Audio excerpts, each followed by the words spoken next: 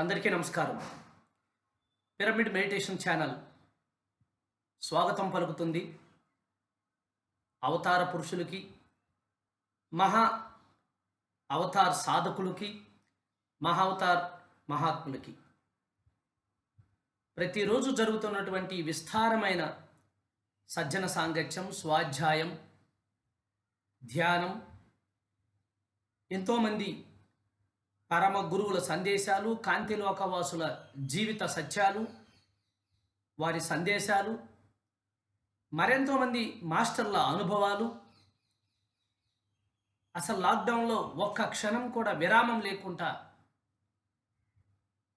యావత్ ప్రపంచమంతా ఈ యొక్క చిన్న కారణంతో స్తంభించినప్పుడు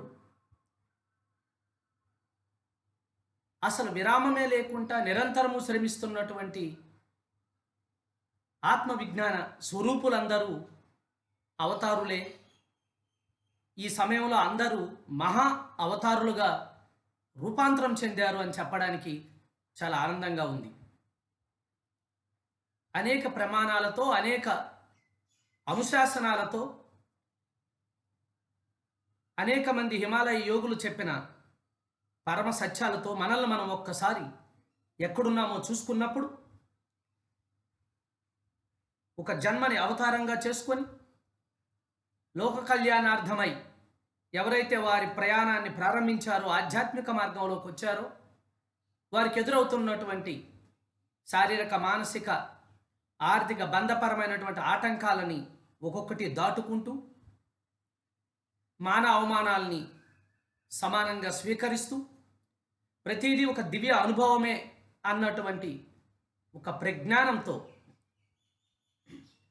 వింటున్నప్పుడు జ్ఞానము, అది మనకు ఎదురైనప్పుడు ప్రజ్ఞానము, అలాంటి ప్రజ్ఞానాత్మకమైనటువంటి ఎన్నో అనుభవాలతో ప్రతి ఒక్కరూ అవతార్ దశ నుంచి మహా అవతారుగా మారుతున్నారని చెప్పడానికి ఇప్పుడు మన కళ్ళ ముందు జరుగుతున్నటువంటి అనేక ఉదంతాలే దీనికి ఉదాహరణ. ఒక మహా అవతార్ పురుషుడితో, ఒక మహా గురువుతో మనం కలిసిన ప్రతి క్షణం, వారి ఆరాలోకి వెళ్ళినటువంటి ప్రతి క్షణం అక్కడ ఒక మహా సంభవన సృష్టి జరుగుతుంది. ఇది ఆధ్యాత్మిక రహస్యం. దీన్నే ఒక యోగి ఆత్మకథలో యోగానంద పరమహంస వారు చక్కగా హిమాలయాలలో వారికి జరిగిన ఒక దివ్య అనుభవాన్ని మహాసంభవన సృష్టి అని మనకు తెలియజేశారు. సంభవం కాదు, మహాసంభవం, అందరికీ సాధ్యమయ్యేదే సృష్టి.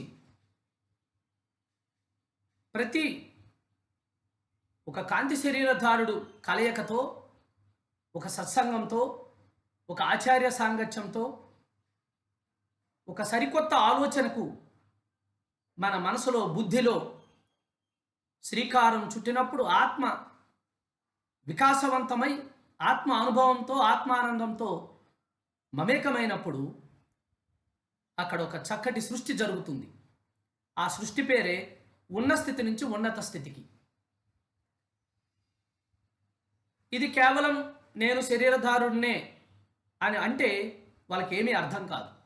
కానీ ఎవరైతే ఆధ్యాత్మిక మార్గంలోకి ప్రయాణించడానికి వస్తూ ఆటుపోటులను ఎదుర్కొంటూ ప్రయాణం చేస్తారో వాళ్ళకి ఇవన్నీ చక్కగా అర్థమవడం ప్రారంభిస్తాయి.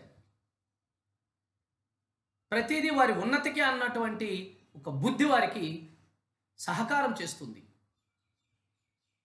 నైరాశ్యము, కుంగిపోవడము, నిందలు వేయడము, ఆపాదించడము ఇవి ఉండవు వాళ్ళకి. గో గో ఉండదు, లెటస్ గో. నాయకుడిగా ఎదుగుతారు. గొప్ప సరైన నాయకుడిగా ఎదుగుతారు. అటువంటి ప్రయత్నంలో మనం వెళ్తున్నప్పుడు దాన్నే మనం ఇప్పుడు చూస్తున్నాం. అది చెప్పడానికి చాలా ఆనందంగా ఉంది నాకు ఈరోజు. ఉదయం 6 గంటల మొదలు రాత్రి 12 గంటల వరకు ప్రపంచవ్యాప్తంగా మాస్టర్ల సందేశాలు, సమావేశాలు, అనుభవాలు పంచుకోవడాలు, పిరమిడ్ మెడిటేషన్ ఛానల్లో నిరంతరము ధ్యానుల అనుభవాలు, జూమ్ సెషన్స్లో డిజిటల్ టెక్నాలజీని ఉపయోగించుకొని ఈ డిజిటల్ యుగంలో ఇంత గొప్ప ఆధ్యాత్మిక ప్రపంచం సృష్టిస్తున్నటువంటిది ఎవరయ్యా అంటే కళ్ళు మూసుకున్న కళ్ళు తెరిసినా చెప్పొచ్చు పిరమిడ్ మాస్టర్స్. ఎప్పుడు చూడు రోజుకి రమారమి 48 జూమ్ మీటింగ్లు ఉన్న 24 గంటల్లో. ఏం జరుగుతుంది ఈ మీటింగుల్లో? వ్యాపారమా? ప్రాపంచకమా? ఎక్కడెక్కడో ఉన్నవారు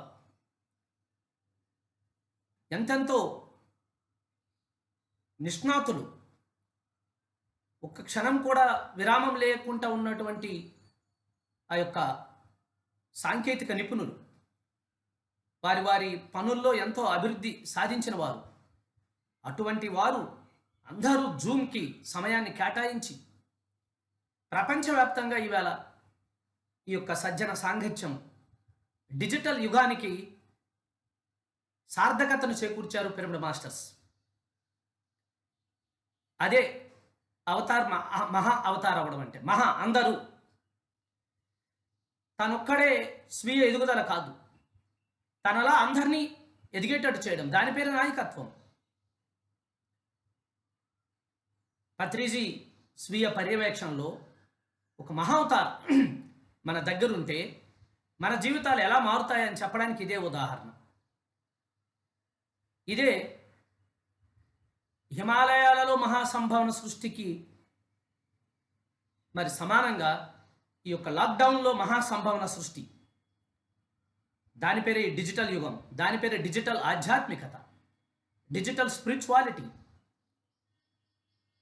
ఎన్ని సమావేశాలు, ఎన్ని పుస్తకాలు, ఎంతమంది మాస్టర్సు, ఎంత అద్భుతంగా జరుగుతుందో చెప్పనలవి కాదు. మై డియర్ ఫ్రెండ్స్, ఇక్కడ ఒకటి గుర్తుంచుకోవాలి మనం. ఈ యొక్క అద్భుతమైన అవకాశాన్ని సద్వినియోగం చేసుకున్నవాడు మాస్టర్.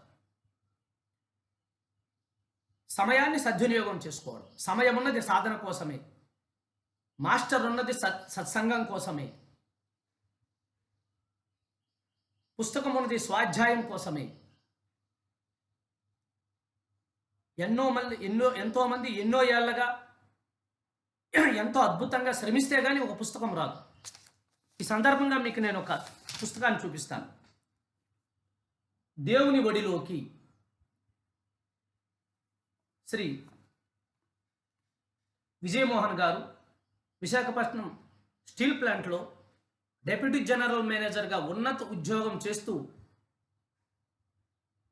ఒక్క క్షణం కూడా వారికి ఖాళీ ఉండని పరిస్థితుల్లో సైతం వారి అన్వేషణని, వారి జన్మని అవతారంగా మార్చుకొని ఆ అవతారంలో వారు సంగ్రహించినటువంటి ఆధ్యాత్మిక జ్ఞానాన్నంతా వారి అనుభవాలతో సహా ఒక పుస్తకంగా ముద్రించి మనకు తీసుకొచ్చారు. ఆ పుస్తకం ఏం చేసింది? దేవుని ఒడిలోకి. ఈయన జన్మంటామా, అవతారంటామా? ఆయన అనుభవాలు పొందితే ఆయన అవతారు, ఆయన అనుభవాల్ని అందరికీ అందిస్తూ అందరూ ఇది సాధించవచ్చు అని చెప్తే మహా అవతార్. శ్రీ విజయమోహన్ గారికి పిరమిడ్ స్పిరిచువల్ సొసైటీస్ మూవ్మెంట్ తరపున, పిఎంసి తరపున ఈ గొప్ప ఆధ్యాత్మిక గ్రంథాన్ని, వారి జీవిత అనుభవాలను మనకి ప్రసాదించినందుకు వారికి ఇది ఒక జన్మని అవతార్ నుంచి మహా అవతార్గా చేసుకోవడం అంటే. ఈయనకి లేవా కష్టాలు, ఈయనకి లేవా ఆటంకాలు, ఈయనకి లేదా సంసారము, ఈయనకి లేదా ఎక్కువ తక్కువలు. స్టీల్ ప్లాంట్ అంటేనే నిరంతర కురుక్షేత్రం, ప్రతి క్షణం యుద్ధం చేయాలి అక్కడ. ఒక గొప్ప పారిశ్రామిక రంగం, ఉన్నత చదువులు అభ్యసించి కేవలం సంపాదనకి, పేరుకి మాత్రమే, అధికారాలకి కొదవలేదు. స్టీల్ ప్లాంట్లో డిప్యూటీ జనరల్ మేనేజర్ అంటే సాక్షాత్తు ఇంద్రులకు ఉన్నటువంటి అన్ని వైభోగాలు వరకు ఉంటాయి. అక్కడ ఆగిపోలేదు. ఇగో ఇంత చక్కటి అన్వేషణ.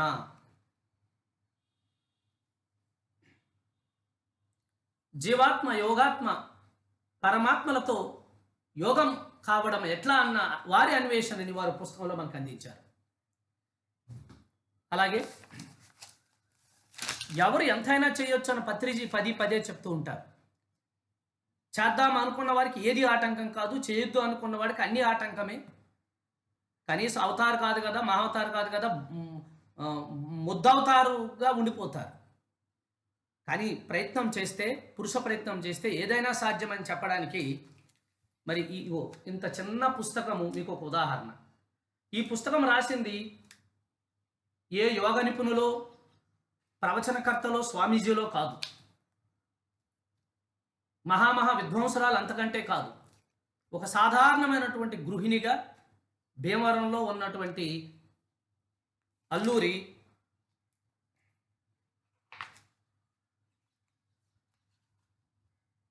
సూర్యనారాయణరాజు గారు ధర్మపత్ని అయినటువంటి బ్రహ్మమమ్మ అంటాము, అందుకే నాకు పేరు గుర్తు రాలేదు, సూర్యావతి. ఆవిడ ప్రతిరోజు గడిచిన 10-12 సంవత్సరాల నుంచి బ్రహ్మము అంటే ఏమిటి అన్న దాని మీద 64 పుస్తకాలు ప్రచురించి తన జీవిత సారాన్ని, తన అనుభవాన్ని, ఒక సాధారణమైన మహిళ అసాధారణంగా ఆ బ్రహ్మజ్ఞానాన్ని పొందిగో ఇంత చిన్న పుస్తకాన్ని ఒక పుస్తకంగా అందించారు. ఇంకా ఈ జన్మ అవతారం, మహా అవతారం కాకుండా ఎలా ఉంటుందో మీరే చెప్పండి. దాని పేరు బ్రహ్మగీత. బ్రహ్మగీత, భ్రమలు గీత కాదు. మనకున్న కోరికలు, కష్టాలు, నష్టాలు, చిట్టాలు, పక్కవారి మీద అపనిందలు రాస్తే ఇలాంటి 100 గ్రంథాలు రాయొచ్చు మనం. రాయాల్సినవి కాదు, అవి భ్రమల గీతలు. ఆశలు, అడియాశలు, అన్ని ఫెయిల్యూర్ స్టోరీస్. ఒక సాధారణమైన గృహిణి ఇంత గొప్పగా ఈ పుస్తకాన్ని వారు అందించారు. ఇదిగోండి, బ్రహ్మము గీత. భీమవరంలో ఉంటూ, ఈవిడ మరెవరో కాదు, ఈవిడికి మనకి చాలా దగ్గర చుట్టారకం ఉంది. మన అల్లూరి యుగంధర్ రాజు గారికి సాక్షాత్తు పిన్ని గారు ఈవిడ. ఎక్కడెక్కడో పుడుతుంటారు యోగులు, ఏదేదో వేషాలలో, ఆడ మగ, రాజు, రెడ్డి, కమ్మ, కాపు. ఆ యొక్క సందర్భాలలో, ఆ యొక్క కుల కట్టుబాట్లలో ముసలం తేడానికి ఇలాంటి వాళ్ళు వస్తుంటారు. బ్రహ్మం అమ్మగారికి నమస్కారాలు. ఇటువంటివి 64 పుస్తకాలు ముద్రించారు. ఇది అవతారా, మహా అవతారా? మై డియర్ ఫ్రెండ్స్, ఈనాటికి మన కళ్ళ ముందు మహావతారులుగా ఎదిగినటువంటి అనేక మంది యోగీశ్వరుల పరంపర మన కళ్ళ ముందే ఉంది. కానీ మనమే వారిని చూసేటంత, వారిని సందర్శించేటంత, వారిని దర్శించేటంత స్థాయిలో ఎదగకపోవడమే ఇక్కడ ఉన్నటువంటి అవాంతరం. ఎన్నిసార్లు మనం హిమాలయాలకు వెళ్ళాము, మహావతార్ బాబాజీ గుహకి వెళ్ళి వచ్చాము, ఆయన కనిపించలేదంటే ఆయన గుహలో ఏం పని ఉంది ఆయనకి? ఆయన మహావతార్. ఆయన అంశాలుగా ఎంతోమంది అవతారాలను ఇక్కడ పెట్టారు. ఈ అవతారులందరూ మహావతారులై ఎంతోమంది మహావతారాలను తయారు చేస్తూ, ఒక్కొక్క మహావతారం 1,00,000 మంది మహావతారాలను తయారు చేస్తే ఆయన మహావతార అయిపోతాడు. ఆయన వ్యక్తి నామమా, రూపమా? కాంతి శరీరం, తేజోవంతమైన శరీరం. ఒక సూర్యుని వెలుగు ఎక్కడ ప్రసరించట్లేదు అని చెప్తే ఏం చెప్పగలం? లోకమంతా ప్రసరింపజేస్తుంది. అలా తన తాను తెలుసుకున్నటువంటి ఒక మహావతారి ఎక్కడ లేడు అంటే అన్ని చోట్ల ఉన్నాడు. చూడగలిగే శక్తి ఉన్నవారికి. అదేదో వాదార్పు యాత్రలాగా హిమాలయాల్లో ఆ గుహలోనే బాబా గారు మరి లాహిర్ మాసాయిలకి దర్శనమిచ్చారు కాబట్టి మన అందరం ఆ గుహకి వెళ్ళి వచ్చేస్తే ఓ పని అయిపోతుంది. వెళ్ళొచ్చేస్తే ఓ పని అయిపోతుంది, కానీ అక్కడ అయ్యేది ఏమి ఉండదు. అందుకే ఎంతోమంది మహావతారిని ఎలా దర్శించాలి, ఎలా సందర్శించాలి అన్నదానికి, ఆల్రెడీ మహావతారులై ఉన్న వాళ్ళని కనీసం మనం ఎలా కలవాలి అన్నదానికి ఎంతోమంది హిమాలయ యోగులు మనకి ఇస్తున్నటువంటి చక్కటి సందేశము, వారి అనుభవము. ఈరోజు ఇంకొక మహాయోగి గురించి చెప్పాలి. స్వామి రామ అద్వైత నికేతన్ వ్యవస్థాపకులు, గురుతుల్యులు, గొప్ప మిత్రులు, పితృ సమానులు, తండ్రి సమానులు. ఎన్నో ఏళ్ల నుంచి వారితో నాకు చక్కటి స్నేహం, ఆత్మీయత ఉంది. పుష్పభద్రా నది తీరంలో అద్వైత నికేతన ఆశ్రమం పెట్టి చుట్టూ నిరంతరము పులులు మొదలగు క్రూర మృగాలు సంచరిస్తున్నా నిర్భీతిగా, నిర్భయంగా ఏకవస్త్రంతో కొన్ని సంవత్సరాలు బట్టి ఆ యొక్క నదీ తీరంలో హిమాలయాలలో వారి ఆశ్రమంలో నివాసం ఉంటున్నారు. ఆయనకు తోడు 2 గోవులు ఉంటాయి. That's all. ఎన్నో సంవత్సరాలైంది ఆహారం తిని, అంటే అన్నం తిని, రొట్టెలు తిని. మరి ఏం తింటారు అంటే పల్లీలు, శనగ పలుకులు వేపుకొని కొన్ని తినడము, కొంత ఛాయ్ తాగడం. ఒక్కొక్క యోగికి ఒక్కొక్క నైపుణ్యం ఉంటుంది, ఒక్కొక్క యోగికి ఒక ఉంటుంది. మనకు నచ్చినట్టు అక్కడ ఉండాలని రూల్ ఏమీ లేదు. ఇది గుర్తుంచుకోవాలి ముందు మనం. వాళ్ళ లక్ష్యాలు వేరు, వాళ్ళ సామర్థ్యాలు వేరు, వాళ్ళ సాధనలు వేరు. ఆయన లక్ష్యం హిమాలయ వనస్పతినంతా, అద్భుతమైనటువంటి ఆయుర్వేద విజ్ఞానం అంతా దాంట్లో ఉంది. వాటిని సేకరించి, రంగరించి, ఆల్కెమీ అంతా చేసి ప్రపంచానికి హిమాలయ విజ్ఞానం ద్వారా, హిమాలయ ఆయుర్వేదం ద్వారా, వనస్పతి ద్వారా సంపూర్ణమైన ఆరోగ్యం ఇవ్వాలి అన్నది వారి తపన. అసలు సిద్ధాంతంలో మహాసాధన చేసినటువంటి ఈ తెలుగు రాష్ట్రాలైనటువంటి ఆ యొక్క మహారాష్ట్ర తెలంగాణ బోర్డర్లో నిజామాబాద్ జిల్లా అక్కడ ఎప్పుడో పుట్టి చిన్నతనం నుంచే మా అమ్మ నన్ను అత్తారింటికి పంపించినట్టు ఒక అమ్మాయిగా ప్రకృతి ఒడిలోకి పంపించేసిందని చెప్తుంటారు ఆయన. చాలా చిన్న పిల్లల్లాగా ఆహారం భుజించరు, నిరంతరము పనిచేస్తుంటారు. ఆశ్రమం అంతా, నిర్మాణం అంతా నది ఒడ్డును చేశారు. నది హిమాలయాల్లో నదులు పొంగితే ఎంత దారుణంగా ఉంటాయో మీకు తెలుసు. వాటి నుంచి రక్షించుకోవడానికి నిరంతరం రాళ్ళు మోస్తూ కరకట్ట కడతారు. ఆయన కట్టుకుంటారు. భోజనం చేయరు. ఇంత ఛాయ్, ఇన్ని పప్పులు. ఎప్పుడైనా ఇంకా ఆకలిస్తే, తినాలనిపిస్తే అక్కడే దొరికిన ఏదో ఒక ఆకు, మనం అసహ్యంగా చూసే ఆకును సైతం ఇలా తీసుకుంటారు, నోట్లో వేసుకుంటారు, ఇంత నీళ్ళు తాగుతారు. అది చూసినా మనం కూడా ఆకులు తినేద్దామంటే ఆకుల్ని, మేకల్ని తినేస్తే పని అవ్వదు. ఇక్కడ దాని అనుశాసనకర్తగా మనం ఉండి అవన్నీ అర్థం చేసుకుంటేనే అది అవుతుంది. బాహ్యంగా కంటికి కనిపించిన దాంతోనే మనం ఫాలో అయిపోతామంటే, గుడ్డిగా బ్లైండ్ ఫాలోయింగ్ అంటే కుదరదు అక్కడ. సో మై డియర్ ఫ్రెండ్స్, వారితో అనేక సార్లు వెళ్తున్నప్పుడు మన పిరమిడ్ ధ్యాన మిత్రులందరినీ, నాతో హిమాలయాలకు వచ్చిన వాళ్ళందరినీ కూడా అక్కడ కాసేపు వెళ్ళేటప్పుడు, వచ్చేటప్పుడు వారి ఆతిథ్యం, వారు చక్కగా, చెప్పాను కదా ఆయుర్వేదంలో మన అనేక ఔషధ విలువలను ఇచ్చినటువంటి హిమాలయాల్లో తిరిగేటప్పుడు అందరికీ సహజంగా మనకుండే ఒక ప్రయత్నం, వాంతులు, నీరసము, జలుబు, దగ్గు ఇలాంటివి మనకి ఎక్కువ అయిపోతాయి. అటువంటి వాటిని దర్శనవ్వకుండా ఆయన ఒక చిన్నది ఏదైనా ప్రసాదంలా తయారు చేసి అందరికీ ఇస్తాడు ఆయన శక్తి మేర. అటువంటి ప్రయత్నంలో ఒకరోజు అడిగాం, ఎక్కడికి వెళ్తున్నారు, ఎప్పుడు మీరు వస్తుంటారు కదా వీళ్ళందరినీ తీసుకుని, ఎక్కడెక్కడికి వెళ్తుంటారంటే మహావతార్ బాబాజీ గుహకి వెళ్తుంటాము అని చెప్పాం. మహావతార్ బాబాజీ గుహకి వెళ్తారా, ఆయన అక్కడే ఉన్నారా, మీకు కనిపిస్తారా అని అడిగారు.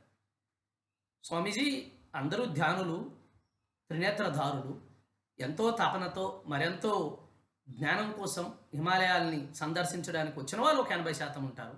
ఒక 20% ఏదో చూసి వద్దామన్న వాళ్ళు ఉండొచ్చు. కానీ మిగతా వాళ్ళందరికీ వారి వారి అనుభవాలు దొరుకుతాయి అంటే ఆయన ఎంతో ఆనందపడిపోయాడు. నాయన, కనీసం ఆ మాత్రం ఆర్తితో, ఆ మాత్రం ప్రయత్నంతో వస్తున్నందుకు చాలా సంతోషం. అయితే నేను చెప్తాను, ఒక మాట వినండి. ఎవరైతే స్వేచ్ఛాకర్మబద్ధులో, ఇది చాలా ఇంపార్టెంట్, ఎవరైతే కర్మకు బద్ధులై ఉంటారో వారికి మాత్రమే మహావతార్తో అనుసంధానం కుదురుతుంది. ఇది నేను ఇక్కడ హిమాలయ సానువుల్లో, పాదపర్వత శ్రేణుల్లో గడిచిన 50 సంవత్సరాల నుంచి ఆయన కలవడానికి వస్తున్న వాళ్ళు ఎంతోమంది ఉన్నారు, అనేక కారణాలతో. దర్శనమైంది మాత్రం కొద్ది మందికి. ఆయనతో అనుబంధం అనుభవం పొందింది కొద్దిమందికి, ఎన్నో చోట్ల పొందారు. కానీ ఎవరయ్యా వాళ్ళంటే స్వేచ్ఛ ఆ యొక్క కర్మని. ఏమిటి ఈ స్వేచ్ఛా కర్మ అంటే? మనోమయ భావ నామ రూప రహిత కర్మ. మనసులో ఊహించుకుంటే కుదరదు, మనోమయ. భావించుకుంటే కుదరదు, రూపాలు మంత్రాలు భావించుకోవడం కుదరదు. నామము, ఏ నామము చెప్పరాదు, ఏ రూపము ఊహించుకోరాదు, బయట కానీ లోపట కానీ. ఎవరైతే అటువంటి ప్రయత్నం చేస్తుంటారో దాని పేరు స్వేచ్ఛా కర్మ అంటారు. అయితే ఈ కర్మ రావాలి అంటే ఎవరికి సాధ్యమవుతుంది అని హిమాలయాల్లో ఉన్న ఆ విజ్ఞానం ఏం చెప్తుంది అంటే, ఎవరైతే పాన అపాన విద్యని సాధన చేస్తారో వారికి సాధ్యమవుతుంది, వారికి దొరుకుతుంది హంస. చూసారు ఎంత గొప్పగా ఉంటుందో? హంస అంటే పక్షి అనుకుంటాం మనం. హంస అన్నది ఒక తత్వం, బాతు కాదు, బల్లి కాదు. అది ఏమిటా తత్వం అంటే, ఈ ప్రపంచంలో పాలు నీళ్లు కలిసిపోతాయి, మళ్ళీ వేరు చేయలేం. మంచి చెడ్డ కలిసిపోతుంది, వేరు చేయలేం. మంచి ఒక దగ్గర, చెడ్డ ఒక దగ్గర లేదు. మంచి అని ఎక్కడుందో అందులో చెడ్డ కూడా ఉంది. పాల్లో నీరు కలిపేస్తే అంతా పాల్లాగే కనిపిస్తాయి.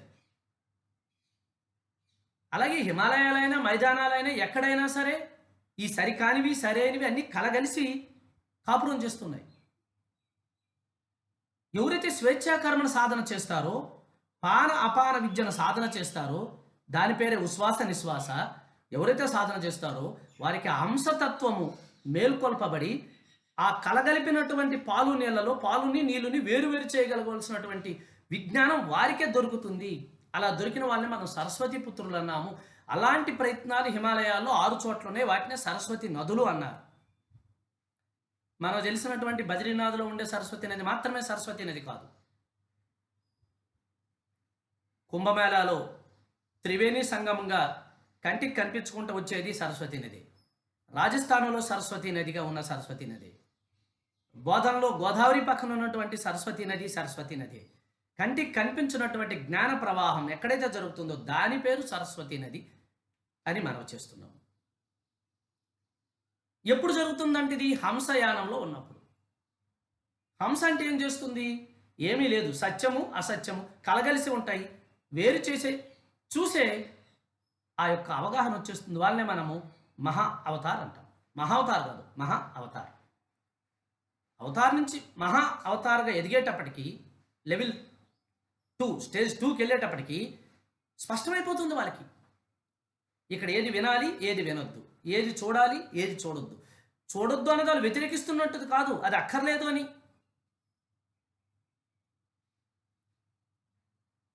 ఆ ఫిల్టరింగ్ అయిపోతుంది, తెలిసిపోతుంది. అంత అద్భుతంగా వాళ్ళ బుద్ధి పనిచేస్తుంది, మనసు కాదు. అందుకు మనసు అవతల, బుద్ధి అవతల, శరీరం అవతల, నామం అవతల, రూపం అవతల ఎవరైతే ప్రయత్నం చేస్తారో దాని పేరే చిత్తవృత్తి నిరోధం, దాని పేరే నిర్విష్యమనః. దీనిని ఎవరైతే సాధన చేస్తారో అటువంటి వారిని మాత్రమే యోగులు అంటాము అన్నారు ఆయన. ఎంత గొప్ప విషయం చూడండి. ఒక యోగి ఆత్మకథ కానీ ఒక రోగి ఆత్మకథ కాదు కదా. అంటే ఆయన ఈ స్థితిలో ఉన్నారన్నమాట, స్వేచ్ఛాకర్మకి బద్ధుడై ఉన్నాడనమాట. అందుకు ఆయన పేరు లేదు, యోగి ఆత్మకథ అయింది. వారిని యోగులు అంటారు. ఇటువంటి వారికి మృత్యువు దరిచేరదు. చూసారా, మహావతారు 10,000 సంవత్సరాల నుంచి ఎలా ఉన్నారండి అని అడుగుతారు. ఏ కర్మలో ఉన్నారు? స్వేచ్ఛాకర్మలో ఉన్నారు. మృత్యువు దరిచేరదు, చిరంజీవులు అవుతారు. ఇదే మోక్షం అంటే, ఇదే ముక్తి అంటే, ఇదే నిర్వాణం అంటే. అలా ఎదిగినటువంటి ఎంతోమంది మహాత్ములే, ఒక బుద్ధుడు, ఒక జీసస్, ఒక కృష్ణ పరమాత్మ, ఒక మహావతార్, అందరూ మహావతారులే. మరణం లేని వాళ్ళందరూ మహావతారులే. చూసారు ఎలా ఉంటుందో. ఆ సందర్భంగా వారు ఏం చెప్పారంటే, మహారామాయణం ప్రకారం, రామాయణం కాదు చూడండి ఇక్కడ కొత్తది, మహారామాయణం. రామాయణం అంటే రాముని కథ, సీతాయనం అంటే సీత కథ, మహారామాయణం అంటే అందరి కథ. అందరి కథ, మహా అందరూ ఉన్నారు అందులో. మహారామాయణం ప్రకారము ఎవరైతే అనుశాసకులుగా ఉంటారో, first we have to learn శాసనత్వం. అనుశాసకులుగా ఉంటారో వాళ్ళు శాసనకర్తలుగా మారుతారు. వారిని మనం రాజులు అంటాము. శాసనం చేసేది రాజులు. వారు శాసించిన శాసనానికి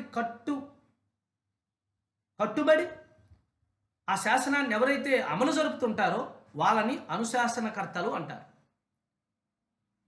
లెర్నర్, సాధకుడు, మోస్ట్ ఇంపార్టెంట్. మహారామాయణం ప్రకారం జీవితం సాధనతో ప్రారంభమై శ్రీరామచంద్రుడి వరకు ఎదగొచ్చు. సాధన లేకపోతే శ్రీరామచంద్రుడు అవుతాడు. సాధనతోనే ఏదైనా సాధ్యం. మహారామాయణం చెప్తుంది ఈ పరమ రహస్యాన్ని, పరమ సత్యాన్ని. ఎవరైతే అనుశాసనకర్తలుగా ఉంటారో, బద్ధులుగా ఉంటారో, వారి కర్తవ్యాన్ని గురుతర బాధ్యతతో వహిస్తూ ఉంటారో, అప్పుడు ఇంకా పక్క వాళ్ళ కర్తవ్యాల్లో వేలు పెట్టుకుంటూ ఉంటారో, వారు నెమ్మదిగా ఒక రోజుకి శాసనకర్తలు అవుతారు. వారు రాజులు అవుతారు. అంటే ఏంటి? కనీస బుద్ధితో, it's a basic common sense or minimum common sense. Minimum common sense, basic common సెన్స్తో మనం పక్కవారితో వ్యవహరించే తీరే మన అనుశాసనానికి గీటురాయి. మనం ఎలా ఉన్నాము ఎవరో చెప్పక్కర్లేదు, ఎవరు చెప్పరు కూడా. మహా అవతారు అయితే అసలు మాట్లాడు. మహా అవతారు చూసి నవ్వుకుంటాడు. అవతారుగా ఉన్నవాడు తెలుసుకోవాలి, I in right way or wrong way. ఏదో ఒక పెద్దరికంతో పక్క వాళ్ళ జీవితాల్లోనూ, పక్క వ్యవస్థల్లోనూ, పక్క కర్మల్లోనూ మనం శాసనకర్త కానప్పటికీ వెళ్ళి చేతులు పెడుతూ ఉంటే ఎక్కడ రాజు అవుతాం, ఎప్పుడు కర్తలు అవుతాం?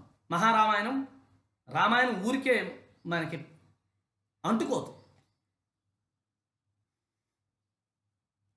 మొదట మనం అనుశాసనకర్తలుగా అయితేనే క్రమక్రమేపేనే మనం శాసనకర్తలు అవుతామన్న పరమ సత్యాన్ని గుర్తించాలి. ఎస్, కావాలి అనుకోవడం కరెక్టే. నా మాట శాసనం కావాలని అనుకోవడం అన్నది మన ప్రగతి. ఎదగాలి కదా. అలా ఎదగాలి అంటే నువ్వు కొంతమంది మాటల్ని కొన్నాళ్ళ పాటు శిరసావహించాలి, సాధన చెయ్యాలి. ఆల్ ఆఫ్ సడన్ మిడిసిరితో, మధ్య పెద్దరికాలతో, బోడి పెద్దరికాలతో మనం దూరితే మహారామాయణం క్షమించదు. ఎప్పుడైతే మనం అనుశాసనకర్తలు అవుతామో మనకు తెలుస్తుంది అప్పుడు మనకేం కావాలో. ఇంకా ఒక మాట చెప్పొచ్చు, సకల ఆధ్యాత్మిక శాస్త్రవేత్తల, పరమయోగుల జీవిత రహస్యం ఒకటే. ఏమిటంటే మనకు కావలసిన మన దగ్గరికే వస్తాయి, ఎవరిని యాసించక్కర్లేదు.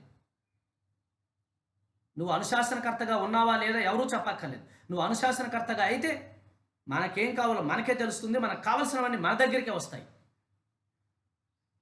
దీన్నే అంటాడు ఓషో, నాయన దేన్నో వెతకడం ధ్యానం కాదు, నీకు కావాల్సింది నీ దగ్గర తెప్పించుకోవడం ధ్యానము. అప్పుడు మనం బికమే స్వయంభూ, స్వయం సంచాలకుడు అంటారు. స్వయం సంచాలకులుగా మనం ఎదుగుతాం. We are not dependents, we are always independents. స్వేచ్ఛ, స్వాతంత్ర్యము, మనతోనే మనమే స్వేచ్ఛ స్వాతంత్రమై సంచరించడము. అప్పుడు నువ్వు రాజుగా ఉంటావు. మహారామాయణం చెప్తున్నటువంటి పరమ సత్యం ఇది. పక్కవారిని శాసించిన వారిని, వాటిని పాటించే వారిని కూడా మూర్ఖులు అంటుంది మహారామాయణం. అనవసరంగా అక్కర్లేని పెద్దరికాలతో పక్కవారిని ఆదేశించడాలు, వారు దాన్ని పాటించడాలు, అదేదో గొప్పగా చూపించుకోవాలని ఆధ్యాత్మికతలో ఎగిరితే దాన్ని మూర్ఖత్వము అంటారు.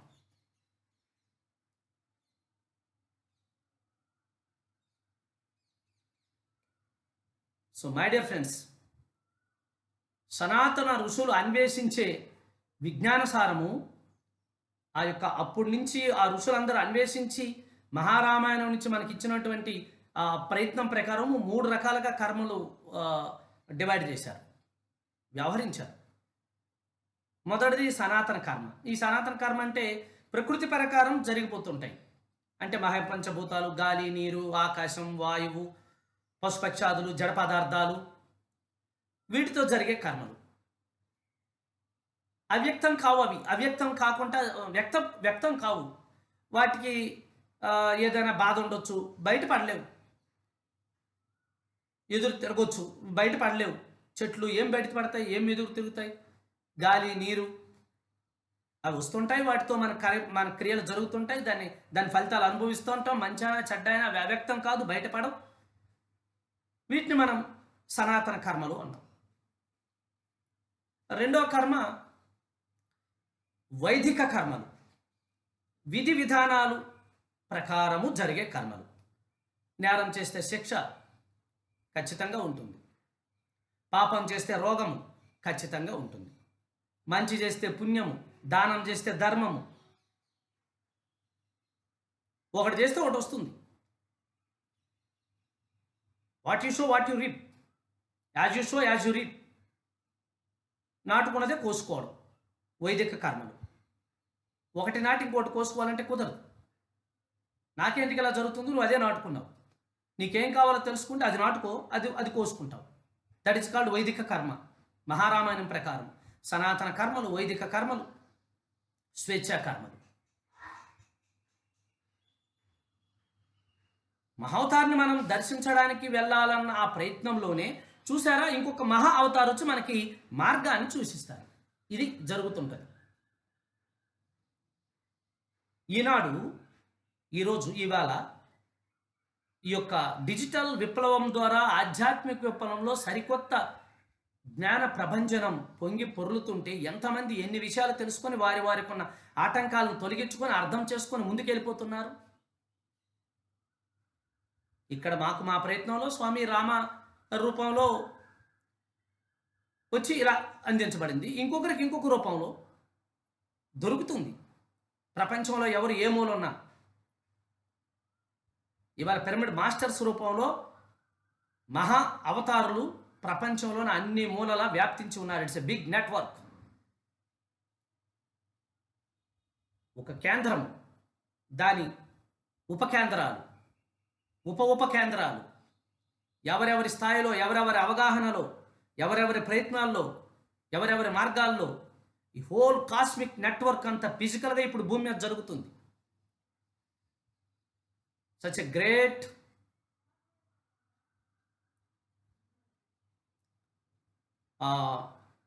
Transformation, such a great network. ఉత్పత్తి, అనుసంధానము, ప్రవాహము, వినియోగము అన్నీ జరుగుతున్నాయి. ప్రతిసారి 30 సంవత్సరాల నుంచి కనెక్షన్స్ ఇచ్చుకుంటూ వెళ్ళిపోయారు. టక్ టక్ టక్. ఈ కనెక్షన్స్ అన్నీ లాక్డౌన్లో ఒకదానికొకటి అనుసంధానం అయిపోయినాయి. గ్రిడ్ అయిపోయింది, grid, energy grid. This is Mahavatar. ప్రతి ఒక్క మహావతారుగా వెళ్ళిపోతున్నారు. ప్రతి ఒక్క అవతారు మహా అవతారు అవుతున్నారు.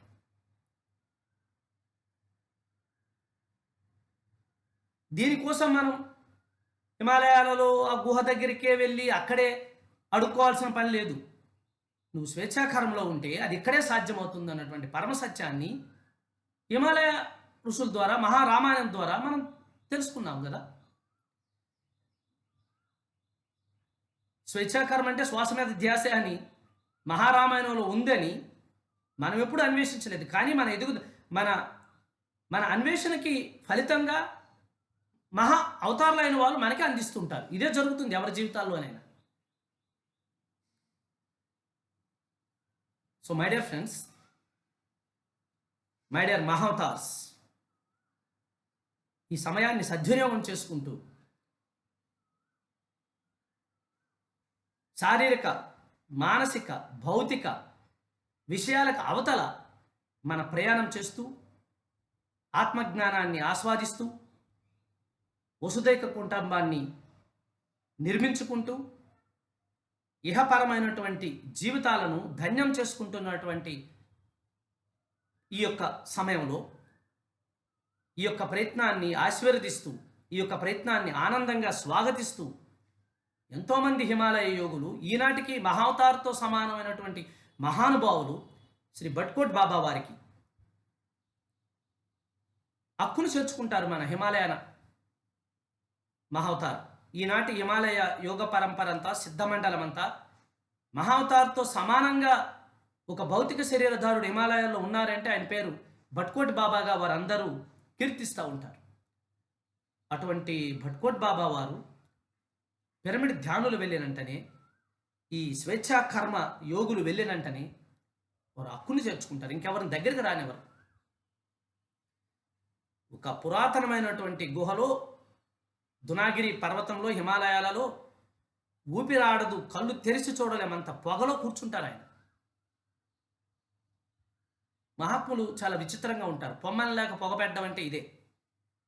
ఎవరినైనా మనం ఇంట్లో నుంచి పంపించాలంటే పూర్వం రోజుల్లో వెళ్ళమని చెప్పలేకపోతే ఇంట్లో పొగ పెట్టేస్తే ఆ పొగ తట్టుకోలేక బయటికి వెళ్ళిపోయేవాళ్ళు.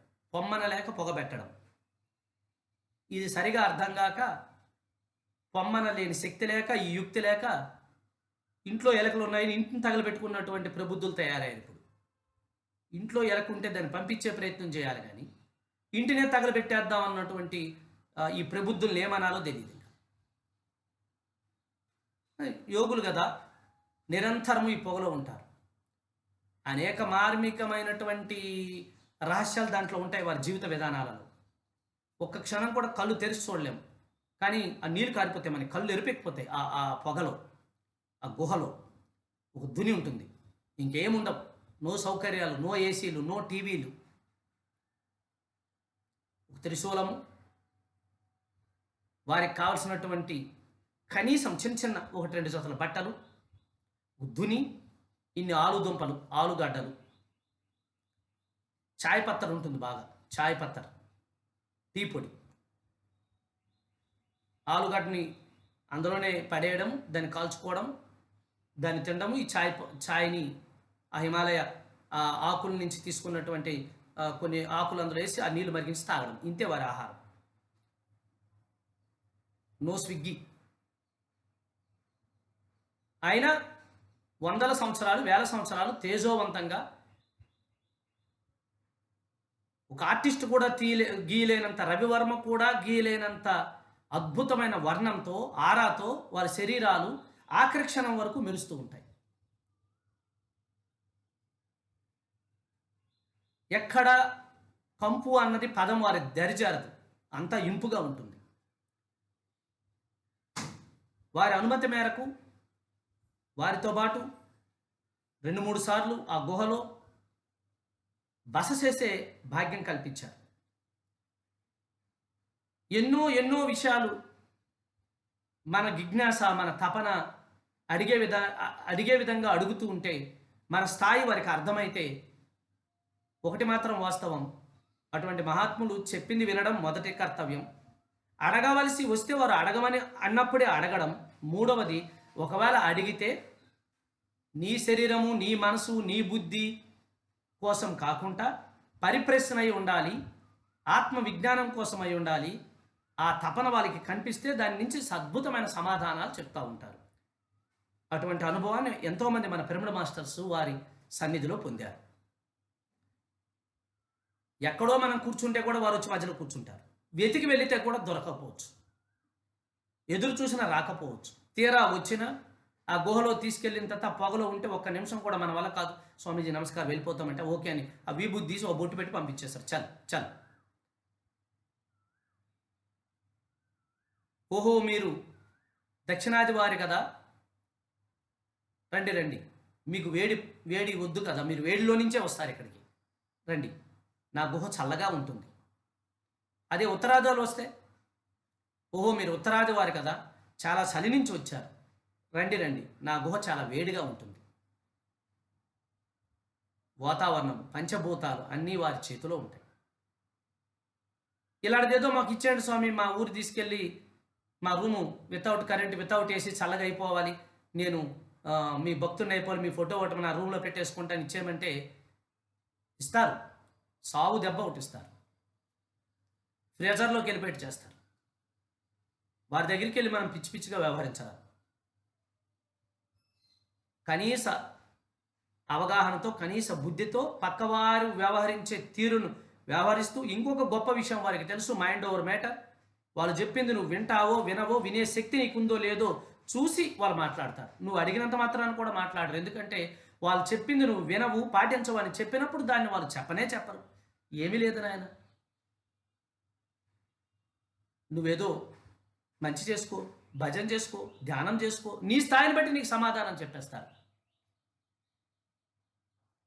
సాక్షాత్తు మహవతార్ ఉన్నారు కలవాలి అని ఆ తపనతో, ఆ అవగాహనతో, ఆ స్వేచ్ఛాక్రియతో వెళ్తే వారు దర్శనం అవుతుంది, వారు సుదర్శనం అవుతుంది, వారితో సాంగత్యం అవుతుంది, వారితో ఆచార్య సాంగత్యం అవుతుంది, వారు అపారమైన జ్ఞానాన్ని ఇస్తారు, చెప్తారు మనకి.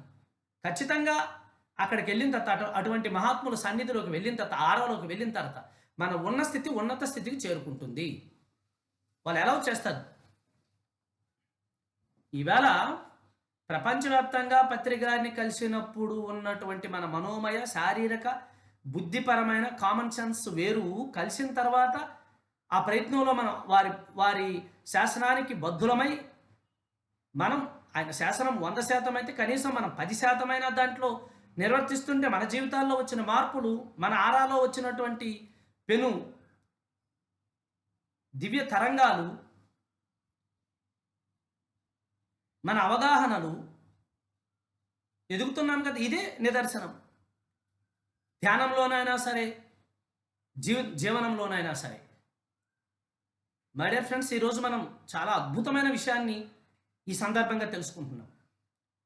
ఎన్ని ఆశ్రమానికి వెళ్ళామన్నది ముఖ్యం కాదు, ఎంతమంది గురువులను కలిసామన్నది ముఖ్యం కాదు, ఎంతమంది మహావతారులను కలిసామన్నది ముఖ్యం కాదు, ఎంతమంది గోచరులు అగోచరులు కొత్తగా కలిసేదే ఉంటే అందా వాళ్ళు ఉన్నారు, అన్ని చోట్ల ఉన్నారు, అంతటా విస్తరించి ఉన్నారు, అన్ని రూపాల్లోనూ ఉన్నారు.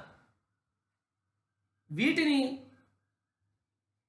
ఏదో జ్వాల కథల్లా ఊగిపోవడం కాదు. మనం కలిసిందే నిజమైతే, మనం వెళ్తున్నదే సత్యమైతే, ఆ గురువు ఆరా మన మీద పనిచేయాలి అనుకుంటే, మనలోని ఈ యొక్క స్వేచ్ఛాకర్మను మనం పెంపొందించుకుంటే ఖచ్చితంగా మనలోని మార్పులు ప్రారంభించుతాయి, మన అంతరంగాల్లోకి ప్రయాణం జరుగుతుంది.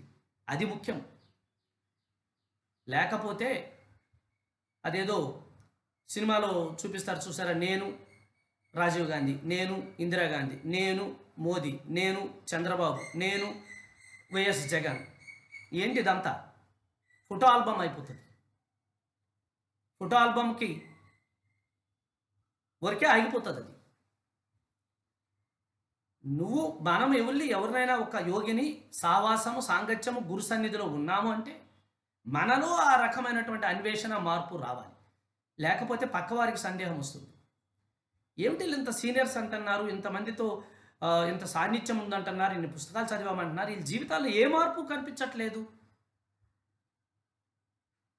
అన్న సంశయము, సందేహము పక్కవారికి కలుగుతుంది. అవతార్ కాలేదన్నమాట. బియ్యంగానే ఉండిపోయినాం, సన్న బియ్యంగానే ఉండిపోయినాం. ఉడికించుకుంటే ఆ బియ్యం అన్నం అవుతుంది, పరబ్రహ్మ స్వరూపం అవుతుంది. దాని పేరే సజ్జన సాంగత్యం, దాని పేరే స్వాధ్యాయం. తన కంటికి కనిపించిన ప్రతి ఒక్కరిని మహా అవతారులుగా, నారాయణులుగా, మరణం లేని మూర్తులుగా, జన్మ ధన్యులుగా తీర్చిదిద్దడానికి నిరంతరము శ్రమిస్తున్నటువంటి వారిని ఒక్కసారి కలిసిన, వారితో అనుగ్రహం జరిగిన, వారితో సంభాషణ జరిగిన, మనలో కదలిక రావాలి, మనలో మార్పు రావాలి. అప్పుడే ఈ ఆధ్యాత్మిక శాస్త్రము మనకు సద్వినియోగం అవుతుంది, సంభవన సృష్టి జరుగుతుంది. వారు మహవతార్ శ్రీ భట్కోట్ బాబాజీ చెప్పిన సూక్ష్మ సిద్ధాంతం, నాయన సాత్వికాహారంలో ఉండండి, ధ్యాన యోగం చేయండి, మీరు మీలోకి ప్రయాణించండి, మీ అంతరాలలోకి వెళ్ళండి, మీలో ఉన్న మహావతారం దర్శించండి, సందర్శించండి, శోధించండి, సాంగత్యం చేయండి, సందేశం తీసుకోండి, మీరే మహావతారులు అవుతారు. ఎక్కడున్నారని ఆయన మీరు వెతుకుతారు. ఎన్నో నియమ నిబంధనలు, ఎన్నో గురు పరంపరలు, ఎన్నో వైదిక ధార్మిక కార్యక్రమాలలో ఎవరి పరంపరలో వారు వెళ్తుంటారు. కానీ ఆ వెళ్ళే ప్రయాణం అంతా తమలోకి తాము వెళ్ళడం. పత్రిజీ మహావతార్ బాబాజీ గుహకు వచ్చిన తర్వాత 1-2 సార్లు 3 సార్లు వచ్చిన తర్వాత ఆ సందర్భంలో బాబా అని ఒక సినిమా రిలీజ్ అయింది. బాబా అన్న సినిమా సరే, ఆ కథనం ప్రకారం అది ఎలా ఉన్నా వారు అందులో ఒక ముద్ర చూపించారు. ఎట్లా, ఇది ముద్ర, ఈ ముద్రను చూపించి తెలిసేది నీకు తెలిసింది గోరంతా, తెలియాల్సింది కొండంతా అని చెప్పి ట్యాగ్ లైన్ వేసి పెద్ద సినిమా, పెద్ద రజనీకాంత్ మహావతార్కి పరమ భక్తుడు, పరమ అనుశాసకునుడు అని తెలుసుకున్న ప్రపంచం ఆయన అనేకసార్లు హిమాలయాల్లో గుహల్లో ఆ మహావతార్ని వెతుక్కుంటూ వెళ్తారు. వారికి మహావతారు దర్శనం జరిగింది అన్న ఒక మహా అవతార్, ఒక రోబో 1,00,000 రోబోని తయారు చేసినట్టు ఒక మహా అవతార్. అన్వేషణలో ఉన్న వాళ్ళందరూ ఆ మహా అవతార్లే కదా. అక్కడ ఎంతోమంది రజనీకాంతే వెళ్ళారన్న ఆ ప్రేరణతోనో మరి జన్మజన్మల ప్రకంపనలో ఒక మహావతారు ఎంతోమంది మీద వారి దయని కృపని వర్షించడమో, అనేక మంది ఉత్తరాది దక్షిణాది అన్న భేదం లేకుంటే ఎంతోమంది సినీతారులు వెళ్ళి ఆ ప్రాంతంలో గెస్ట్ హౌస్లు కట్టుకొని ఆ యొక్క యోగద సత్సంగ్ సొసైటీకి వెళ్ళిన వాళ్ళు కొంతమంది మహావతార్ బాబాజీ గృహకి వెళ్ళి ఆ మార్గంలో వారి అనుభవాలు పొందాలని, మహావతార్ని దర్శించుకోవాలని ప్రయత్నం చేసిన వాళ్ళు అనేక మంది ఉన్నారు. కష్టమైన ప్రయత్నాలు, సుఖమైన ప్రయత్నాలు, కొంచెం వయసులో ఉన్నవారు, వయసు పైబడిన వారు వెళ్తూనే ఉంటారు. బాబా సినిమా వచ్చినాక ఇంకా ఒక చిన్న తిరుపతిలో అయిపోయింది అది. ఆ సినిమాలో చిన్న సరికాని అవగాహన అందరూ అర్థం చేసుకున్నారు. బాబా అందరికీ 6 కోరికలు ఇస్తాడని, ఒకటైపోతే ఒకటి, ఒకటైపోతే ఒకటి ఏవో ప్రభుత్వ పథకాల్లాగా ఉపయోగపడతాదన్న ఒక సరికాని అవగాహనతో ఆ సినిమా కథనం అది వేరే. పత్రిక దీన్ని చూసిన వెంటనే మహావతార్ సందేశం వారికి అర్థమైపోయింది. ఇగో అందరికీ 5 వేళ్ళు ఉంటాయి, ఇది శరీరానికి సూచిక, ఇది మనసుకు, ఇది బుద్ధికి. ఈ కనీస అవగాహన పక్కవారితో ఎలా వ్యవహరించాలి అన్న అవగాహన, పక్కవారితో ఎలా వ్యవహరించాలి, పక్కవారితో ఎలా వ్యవహరించాలన్న అవగాహన ఎంత ఉండాలంటే అన్నిటికంటే కొంచెం పెద్దగా ఉండాలి. పేరే common sense, basic common sense, కానీ ఉండాల్సింది ఎక్కువ. ఇది ఎక్కువ ఉండాలి. ఇది బుద్ధి, ఇంటలెక్ట్. ఇది ప్రాణము లేదు సోల్ లేదు ఆత్మ. ఇది పరమాత్మ లేదు సర్వాత్మ.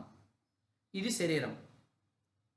అందుకే చిన్నప్పుడు శరీరానికి ఇది చూపించినప్పుడు ఎట్లా అంటాం, ఇది మనసు, మనుషులను కలిసేది లేదు, మనసును కలుపుతాం కాబట్టి పెళ్లి చేసేటప్పుడు దీనికి ఉంగరాలు పెడతాం. ఇది బుద్ధి ఎక్కువ ఉండాలని చెప్తూ ఉంటుంది. మన అరచేతిలోనే ఆధ్యాత్మిక శాస్త్రాన్ని పత్రిజీ కొన్ని లక్షల సార్లు, లక్షల సందర్భాల్లో, కోట్ల మందికి చెప్పారు. ఇది ఆత్మ. అందుకు నేను అంటారు, కానీ నేను అని ఎవరు అనరు. ఎవరినైనా పక్క వాళ్ళని చూపిస్తే కూడా ఇలా చూపిస్తాం, వారు వీరు అంటాం, కానీ వీరు అని ఎవరిని అనం. ఈ సహజంగా మనలో ఉంది, అది నిబిడీకృతమై ఉంది. దాన్ని వెలికి తీయడమే ఆధ్యాత్మికత. సింపుల్స్. ఇది సర్వాత్మ. All the best, the best కాదు, ఓన్లీ బెస్ట్ కాదు, all the best, grand success, విజయం అందరికీ.